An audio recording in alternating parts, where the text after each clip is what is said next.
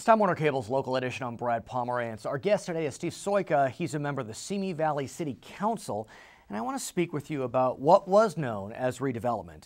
As you know, the California Supreme Court recently upheld the elimination of redevelopment, and that's caused a lot of pain for cities. Could you talk to me about how Simi Valley used redevelopment? Yeah, first of all, we are extremely disappointed with the governor's decision in the state legislature to do away with redevelopment because it was a tool for us in many forms, from economic development to senior rent subsidy to affordable housing. And we used it as a tool effectively to be able to improve our community in various aspects, and now that's gone. Right. Now, there have been efforts in the legislature to revive redevelopment in some form. Yes. And it seems as if the focus, if there's any momentum, is on the affordable housing side. If it should revive in that form, is Simi Valley ready to jump on the bandwagon of a redevelopment that focuses upon affordable housing? Yeah, I would say yes. I would have to look to my colleagues also, but obviously we want that tool. Affordable housing is an important component of building a good, healthy city, and we did that, especially with the RENA numbers that come down, and SB 375 you look at, and some of the legislations to look at proper planning through transportation, but also affordable housing, and being able to just have that tool, if you will, to be able to achieve some of the things that you want to achieve. Now, I know the California League of Cities is working diligently to try to revive redevelopment, but is there anything that city council people like yourself can do? I mean, Simi Valley is not a small city. It's a significant voice in Ventura County.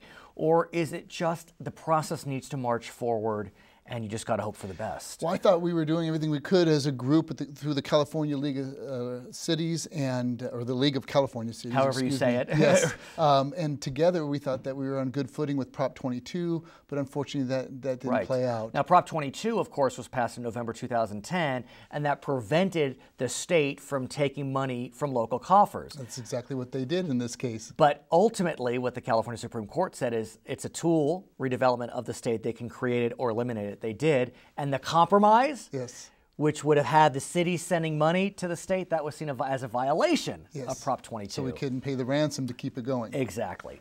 Does Simi Valley have an enterprise zone? Because that tool is still alive. We don't at this point, but what we would do is we're looking at alternatives, and in fact one of our council members have proposed an idea to be able to maybe waive permit fees for businesses that want to expand or want to come to Simi Valley, as long as they provide jobs for our community. Yeah, and let's talk about that, because I know cities throughout the state are looking to somehow, some way, create tools to incentivize development. Your best tool, as I understand it, is gone.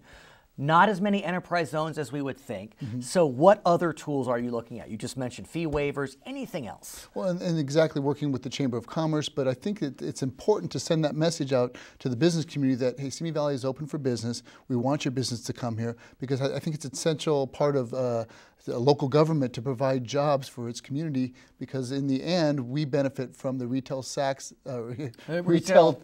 tax that's generated from that.